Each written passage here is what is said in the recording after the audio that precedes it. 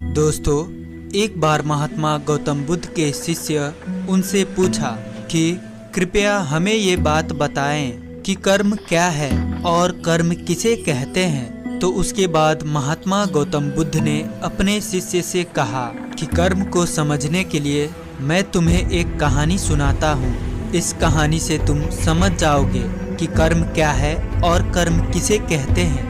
दोस्तों, मैं आज आप सभी को वही कहानी सुनाने वाला हूँ जो बहुत साल पहले महात्मा गौतम बुद्ध जी ने अपने शिष्य को कर्म क्या है ये समझाने के लिए सुनाई थी।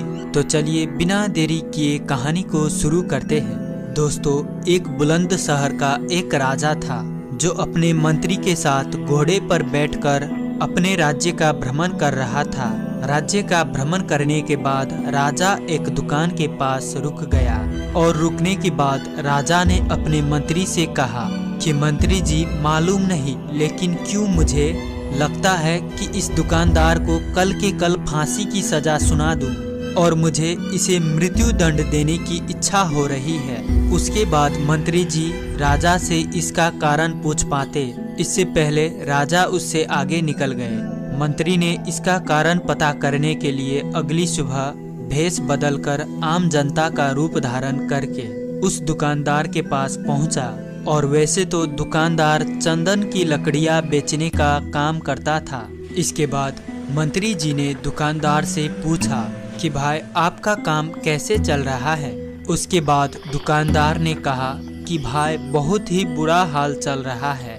लोग दुकान पर आते हैं, चंदन को सूंघते हैं और फिर उसकी प्रशंसा भी बहुत करते हैं, लेकिन खरीदता कोई भी नहीं है। और उसने आगे बताया कि मैं सिर्फ इसी इंतजार में हूँ कि कब हमारे राज्य के राजा की मृत्यु हो जाए और उनके अंतिम संस्कार के लिए मेरे दुकान से बहुत सारी चंदन की लकड़ियाँ खरीद लिया जाए और शायद वहाँ से मेरे चंदन की लकड़ियाँ बेचने के व्यापार में बढ़ोतरी हो जाए और मेरा व्यापार भी अच्छा हो जाएगा। दोस्तों, इसके बाद मंत्री को सब बात समझ में आ गई कि यही वो नेगेटिव यानी कि नकारात्मक विचार है जिसने राजा के मन को भी नकारात्मक बना दिया है। वो मंत्री बहुत ही बुद्धिमान और होशियार था, तो इसीलिए उसने सोचा कि मैं थोड़ी बहुत इस दुकानदार से चंदन की लकड़ियाँ खरीद लेता हूँ। और उसके बाद उस मंत्री ने उस दुकानदार से पूछा कि क्या मैं आपके दुकान से थोड़ी बहुत चंदन की लकड़ियाँ खरीद सकता हूँ। दुकानदार यह सुनकर बहुत खुश हो गया और उसने सोचा कि चलो, इतने समय से कुछ भी नहीं बिक रहा था। और उसके बाद उस दुकानदार ने कुछ चंदन की लकड़ियाँ को अच्छी तरह से पैक करके उस मंत्री जी को दे दिया। उसके बाद मंत्री ने अगली सुबह राजा की दरबार में पहुंच गया और उसने राजा से कहा कि राजा, वो जो दुकानदार है ना, उसने कुछ चंदन की लकड़ियाँ आपके लिए तोहफे के रूप में भेजी है। यह बात सुनकर राजा बहुत खुश हुआ और मन ही मन सोचने लगे कि मैं बेकार में ही उस दुकानदार के बारे में गलत सोच रहा था। और उसने उस चंदन की लकड़ियों को हाथ में ले लिया और उसने उस चंदन की लकड़ियों को बहुत अच्छी तरह से सूंघ लिया और उसमें से बहुत ही अच्छी सुगंध आ रही थी। राजा इससे बहुत ही ज्यादा खुश हुए और उसके बाद राजा ने अपने मंत्री के हाथों उस दुकानदार के लिए कुछ सोने के सिक्के भेज दिए गए। उसी आम जनता का रूप धारण करके मंत्री जी अगली सुबह उस दुकानदार के पास चले गए और उसने वो सोने के सिक्कों को उस दुकानदार को दे दिया। उसके बाद दुकानदार बहुत ही खुश हुआ और मन ही मन सोचा कि मैं बेवजह अपने राज्य के राजा के बारे में गलत सोच रहा था। राजा तो बहुत ही ज्यादा दयालु है। और यहीं पर महात्मा बुद्ध जी ने कहानी को खत्म किया। ये कहानी जब खत्म हुई तब गौतम बुद्ध ने अपने शिष्य से कहा कि अब आप बताएं कि कर्म क्या होता है। तब गौतम बुद्ध जी के सभी शिष्यों ने जवाब देते हुए कहा कि शब्द ही हमारे कर्म होते हैं और हम जो भी काम करते हैं वही हमारे कर्म होते हैं और जो भी हमारी भावना होती है वही हमारे कर्म होते हैं। महात्मा गौतम बुद्ध जी के सभी शिष्यों के जवाब सुनने के बाद महात्मा गौतम बुद्ध ने कहा कि कि आपके विचार ही आपके कर्म है। अगर आपने अपने खुद के विचारों पर नियंत्रण पाना सीख लिया तब आप एक महान इंसान बन जाते हैं। जब आप अच्छा सोचते हैं तब आपके साथ अच्छा ही होता है और वो होता ही रहेगा। दोस्तों, इसीलिए मैं भी कहना चाहूँगा कि अगर आप अच्छा सोचोगे तो दूसरे लोग भी अपने आप आपके बारे में अच्छा सोचने लग जाएंगे। दोस्तों, आशा करते हैं कि आप इस कहानी से अपने विचार में अवश्य सकारात्मक बदलाव लाएंगे। और आपको ये कहानी कैसी लगी कमेंट में ज़रूर बताएं। और अगर कहानी पसंद आई होगी, वीडियो अच्छा लगा होगा तो इसे अपने दोस्तों और रिश्तेदारों के साथ साझा अवश्य करें। तो इसी तरह कहानी को समाप्त करते हैं। अंततः कहानी में बने रहने के लिए मैं किशन शर्मा आपका दिल से बहुत बहुत धन्यवाद करता हूँ। एक बार की बात है, एक गरीब इंसान अपने गरीबी से बहुत परेशान था। अपनी गरीबी के वजह से वह अपने पत्नी व 2 बच्चे की परिवार को भी ठीक से संभाल नहीं पा रहा था। उसके लिए अपने परिवार के लिए 2 टाइम की भोजन भी जुटाना मुश्किल हो रहा था। वह अपनी ऐसी जिंदगी से तंग आ चुका था। इस गरीबी और लाचारी ने उसके दिमाग में उथल पुथल मचा दी थी।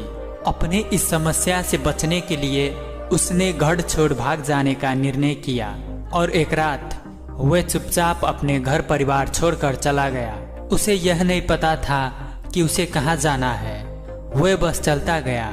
जब वह एक नदी के किनारे पहुंचा तो उसने देखा कि महात्मा बुद्ध अपने शिष्यों के साथ डेरा डाले हुए हैं। यह देखकर उसने निर्णय लिया कि वह सन्यासी बन जाएगा और महात्मा बुद्ध के शिष्य बनकर उनके साथ ही विचरण करेगा।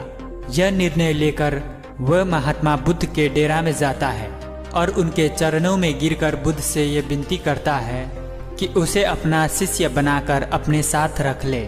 महात्मा बुद्ध ने उस गरीब इंसान की तरफ देखा और मुस्कुराते हुए बोले, ठीक है, आज से तुम भी मेरे काफिले का हिस्सा हो। अगली सुबह जब महात्मा बुद्ध का काफिला आगे बढ़ा तो वो भी उनके साथ चल पड़ा। गर्मी का मौसम था और तेज धूप भी थी, लेकिन महात्मा बुद्ध का काफिला लगातार आगे बढ़ता जा रहा था। जब वे लोग एक जंगल से गुजर रहे थे तब एक बड़े से पेड़ के नीचे सभी लोग कुछ देर विश्राम करने के लिए रुके। तेज धूप व लंबी यात्रा के कारण महात्मा बुद्ध को बहुत जोरों की प्यास लगी थी। इसलिए महात्मा बुद्ध ने अपने नए शिष्य से कहा, यहाँ पास में ही एक सरोवर है, तुम वहां से मेरे लिए पानी ले आओ। महात्मा बुद्ध के आज्ञा पाकर वो गरीब इंसान सरोवर के तरफ पानी लेने चल पड़ा। जब वह सरोवर के पास पहुंचता है तो देखता है कि वहां कुछ जंगली जानवर सरोवर के पानी में उछलकूद मचा रहे हैं। उसके सरोवर के पास आते ही सारे जंगली जानवर उससे डर के वहां से भाग गए। उसने देखा कि जानवरों के उछलकूद के वजह से तालाब का नीचे का कीचड़ वह सड़े गले पत्ते ऊपर आ गए हैं और सारा पानी मटमैला से वह गंदा हो गया है। यह देखते ही वो वहां से बिना पानी लिए वापस लौट गया और बुद्ध से जाकर कहता है, बुद्धा, उस सरोवर में तो बहुत ही गंदा पानी था, उसे तो पिया ही नहीं जा सकता। शिष्य के बात सुनकर तो बुद्ध कुछ देर तक शांत रहे, लेकिन थोड़ी ही देर बाद उसे बुला करके कहा, जाओ उसी सरोवर से पानी ले आओ। महात्मा बुद्ध के ये आदेश सुनकर वो शिष्य पानी लेने तो चल पड़ा, लेकिन अपने मन में यही सोचता जा रहा था, महात्मा बुद्ध इतने गंदे पानी को पिएंगे कैसे। लेकिन जब वह सरोवर के पास पहुंचता है तो यह देखकर चकित हो जाता है कि सरोवर का पानी एकदम साफ और निर्मल हो चुका है। वह सरोवर के पानी लेकर महात्मा बुद्ध के पास जाता है और बुद्ध से पूछता है, थोड़ी ही देर में सरोवर का पानी इतना साफ कैसे हो गया। तब बुद्ध ने उसे समझाते हुए कहा, जब जानवर पानी में उछलकूद मचा रहे थे तब सरोवर का कीचड़ ऊपर आया था, परंतु कुछ देर शांत रहने पर कीचड़ फिर से नीचे बैठ गया और सरोवर का पानी फिर से साफ और निर्मल हो गया। इसी प्रकार हमारे मन के साथ भी यही होता है। जीवन के भागदौड़, समस्याएं और मन की अशांति हमारे दिमाग में उथल पुथल मचा देती है और तब हम जल्दबाजी में गलत निर्णय ले लेते हैं। परंतु यदि कोई भी निर्णय लेने से पहले हम अपने दिमाग को शांत रखें और धैर्य के साथ सोचें तो हमारे मन के वो उथल पुथल भी पानी की उसी कीचड़ के भांति शांत हो जाती है। इसलिए बुरे समय में कभी भी इंसान को धीरज खोना नहीं चाहिए। बुद्ध की यह बात उस इंसान के समझ में आ गई और वो जब शांति से बैठकर अपने द्वारा लिए गए निर्णय के बारे में सोचता है तो उसे एहसास होता है कि उसने घर छोड़कर गलत किया। उनके अनुपस्थिति में उसकी पत्नी और वो दोनों छोटे छोटे बच्चों को और भी बड़ी समस्या का सामना करना पड़ेगा। उसे अपनी पति और पिता होने का दायित्व निभाना ही पड़ेगा। इसीलिए वो महात्मा बुद्ध से आज्ञा लेकर अपने घर वापस चला जाता है। दोस्तों, इस कहानी से हमने सीखा कि हमारे जीवन में बहुत प्रकार का समस्या आते हैं और उससे हमारा मन भी उथल पुथल हो जाता है, पर हमें अशांत दिमाग और जल्दबाजी में कोई भी निर्णय नहीं लेना चाहिए, बल्कि दिमाग को शांत रखते हुए भविष्य के बारे में सोचते हुए कुछ बोलना व निर्णय लेना चाहिए। दोस्तों, हर अनुभव कुछ ना कुछ सिखाता है, इसलिए हर अनुभव महत्वपूर्ण है। हम अपनी गलतियों से ही सीखते हैं। जो बुद्धिमानी से जिए उन्हें मृत्यु का भी भय नहीं होना चाहिए। दोस्तों, लोग समझते हैं कि ये दुनिया सत्य है। लोग मृत्यु को असत्य मानते हैं, पर मृत्यु जीवन का एक सत्य है। तो चलिए जानते हैं इस कहानी के माध्यम से मृत्यु क्या है, कैसे होता है। इससे पहले कि आप कहानी में खो जाए, चैनल को सब्सक्राइब अवश्य कर ले। तो चलिए कहानी को शुरू करते हैं। दोस्तों, एक बार गौतम बुद्ध के पास एक स्त्री अपने बच्चे को लेकर रोती हुई आती है और उनसे कहती है, प्रभु, मैं आपके पास बड़ी आशा लेकर आई हूँ। मैं जानती हूँ कि आपके लिए सब कुछ संभव है और आप परम ज्ञानी है। कृपया मेरे मृत बच्चे को जीवित कर दीजिए। मैं आपका ये उपकार कभी नहीं भूलूंगी। उस स्त्री को बुद्ध के पास उन लोगों ने भेजा था जो बुद्ध से ईर्ष्या करते थे। उनका उद्देश्य था कि बुद्ध सभी की नजरों में गिर जाए। उस स्त्री के पुत्र की मृत्यु वास्तव में हुई थी, परंतु वो नहीं जानती थी कि उसका और उसके पुत्र का इस्तेमाल बुद्ध को नीचा दिखाने के लिए किया जा रहा था। उसे तो बस ये बताया गया था कि बुद्ध सच में उसके पुत्र को जीवित कर सकते हैं। वो स्त्री कहती है कि कहिए ना प्रभु, आप मेरे पुत्र को जीवित कर देंगे ना।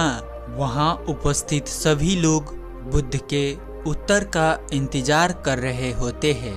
बुद्ध कहते हैं, हाँ, मैं तुम्हारे पुत्र को जीवित कर सकता हूँ। बुद्ध की बात सुन वहाँ उपस्थित सभी लोग बहुत चौंकते हैं और वो स्त्री बहुत प्रसन्न होती है। बुद्ध कहते हैं, परंतु तुम्हें एक कार्य करना होगा। वो स्त्री कहती है, क्या करना होगा मुझे प्रभु? बुद्ध कहते हैं, तुम्हें एक मुट्ठी सरसों के दाने लाने होंगे। वो स्त्री कहती है, मैं अभी लेकर आती हूँ प्रभु। बुद्ध कहते हैं, परंतु ध्यान रहे, सरसों के दाने ऐसे घर से लाने हैं जहाँ कभी किसी की मृत्यु ना हुई हो। वो स्त्री उसी क्षण सरसों के दाने लेने के लिए अपने गांव में चली जाती है। वो अपने गांव में हर घर में जाकर पूछती है। उसे सरसों के दाने हर घर में मिलते हैं, परंतु उसे कोई ऐसा घर नहीं मिलता जिसमें आज तक कभी किसी की मृत्यु ना हुई हो। वो स्त्री समझ जाती है कि मृत्यु जीवन का एक ऐसा सत्य है जिसे कोई नहीं बदल सकता। वो स्त्री बुद्ध के पास जाती है और कहती है, मैं इस बात को कहीं ना कहीं तो जानती थी, परंतु स्वीकारना नहीं चाहती थी। आपने बिना कुछ कहे ही मुझे इस सत्य से अवगत करा दिया। बुद्ध कहते हैं, जो जन्मा है उसकी मृत्यु निश्चित है और यही प्रकृति का नियम है। चाहे कोई सुंदर हो या कुरूप हो, या बूढ़ा हो या जवान हो, मृत्यु सभी को आनी है। बुद्ध कहते हैं, ये संसार जिसे हम यथार्थ मानते हैं, ये दुख और पीड़ा का क्षणभंगुर खेल है। जो जन्मा है उसकी मृत्यु निश्चित है। दोस्तों, आज की इस महात्मा बुद्ध की कहानी से हम ये समझे कि हम मृत्यु को लेकर बहुत चिंतित हो जाते हैं। हम सोचने लगते हैं कि मृत्यु नहीं होना चाहिए था, पर दोस्तों, जीवन और मृत्यु, जो जन्मा है उसका मृत्यु निश्चित है और यही प्रकृति का नियम है। इसीलिए हमें जितना समय का जीवन मिला है उसे सही और प्रसन्नता के साथ जीना चाहिए और जीवन को सार्थक उद्देश्य और हित में लगाकर जीवन को प्रफुल्लित ढंग से जीना चाहिए। तो दोस्तों, आशा करता हूँ कि आपको भी इस कहानी से कुछ सीखने को मिला होगा और साथ ही साथ कहानी पसंद आई होगी तो इसे अपने दोस्तों और परिवारों के साथ साझा अवश्य करें। तो इसी तरह कहानी को समाप्त करते हैं। अंततः कहानी में बने रहने के लिए मैं किशन शर्मा आपको दिल से बहुत बहुत धन्यवाद करता हूँ। दोस्तों, दूसरों को बदलने में अपना जीवन को बर्बाद ना करें, बल्कि खुद को बदले। दोस्तों, खुशी मनुष्य के लिए एक ऐसी चीज है जो कि हर मनुष्य को चाहिए होता है। हम मनुष्य जिस भी कार्य को करते हैं वो यही एक चीज खुशी पाने के लिए करते हैं। आज की इस आधुनिक युग में हर मनुष्य सफल होना चाहता है। वो सफलता इसलिए प्राप्त करना चाहते हैं ताकि वो खुश रह सके। तो आइए जानते हैं हम अपने जीवन में कैसे खुश रहें और अपना जीवन शैली को कैसे सरल बनाएं। इसी के संदर्भ में आज की यह प्रेरणादायी कहानी है। आप सभी से एक विनती है कि इस कहानी को अंत तक ध्यान से जरूर सुने और साथ ही चैनल को सब्सक्राइब अवश्य कर ले। तो चलिए कहानी शुरू करते हैं। बहुत समय पहले की बात है। गंगा नदी के किनारे एक पीपल का पेड़ था। पहाड़ों से उतरी गंगा अपने पूरे वेग से बह रही थी। अचानक पेड़ से दो पत्ते नदी में आकर गिर गए। एक पत्ता तिरछा गिरा और एक पत्ता सीधा गिरा। जो पत्ता तिरछा गिरा था वो जिद पर अड़ गया और कहने लगा कि आज चाहे जो हो जाए, मैं इस नदी को रोक कर ही रहूंगा, चाहे मेरे प्राण ही क्यों ना चले जाए, मैं इसे आगे नहीं बढ़ने दूंगा। वो पत्ता जोर जोर से चिल्लाने लगा कि रुक जा गंगा, मैं तुझे आगे नहीं जाने दूंगा। पर नदी तो बहती ही जा रही थी। नदी को तो पता ही नहीं था कि कोई पत्ता उसे रोकने का प्रयास कर रहा है। इधर पत्ते की जान पर बन आई थी। वो लगातार संघर्ष कर रहा था। वो पत्ता नहीं जानता था कि बिना लड़े भी वहीं जाना था जहां वो थक कर हार कर पहुंचेगा। परंतु अब और तब के बीच का समय उसके लिए दुख और संताप का समय बन चुका था। वहीं दूसरा पत्ता जो सीधा गिरा था वो नदी के प्रवाह के साथ बड़े मजे से बहता जा रहा था और कह रहा था कि चल गंगा, आज तुझे मैं तेरी मंजिल तक पहुंचाऊंगा, चाहे जो हो जाए, मैं तेरे मार्ग में कोई भी अवरोध नहीं आने दूंगा। नदी को इस पत्ते के बारे में भी कुछ पता नहीं था। वो तो अपने धुन में सागर की ओर बहती जा रही थी, लेकिन ये पत्ता खुश और आनंदित था क्योंकि उसे लग रहा था कि मैं ही अपने साथ इस नदी को बहाए ले जा रहा हूँ। तिरछे पत्ते की तरह सीधे पत्ते को भी ये नहीं पता था कि चाहे वो नदी का साथ दे या नहीं दे, नदी तो वहीं पहुंचेंगी जहां उसे जाना है। पर अब और तब के बीच का समय उसके लिए आनंद का समय बन चुका था। जो पत्ता नदी से लड़ रहा था उसके जीत का कोई उपाय नहीं था, और जो पत्ता नदी के साथ बहता जा रहा था उसकी हार का कोई उपाय नहीं था। दोस्तों, ये कहानी हमें सिखाती है कि जिस दिन हम लड़ना छोड़ देते हैं उस दिन से हम जीना शुरू कर देते हैं।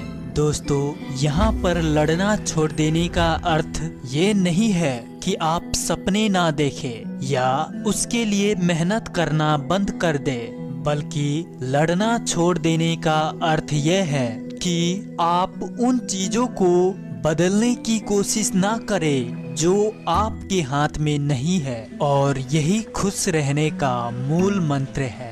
दोस्तों, आशा करता हूँ कि ये प्रेरणादायक कहानी से आप अपने दैनिक जीवन में इसे उतारने की प्रयास अवश्य करेंगे और आप भी अपने जीवन में सदैव खुश रहेंगे। और दोस्तों, अगर आप इस कहानी से अपने विचार में कुछ बदलाव लाए होंगे तथा आपको ये कहानी पसंद आई होगी तो इसे अपने दोस्तों और परिवारों के साथ साझा अवश्य करें। तो इसी तरह कहानी को समाप्त करते हैं।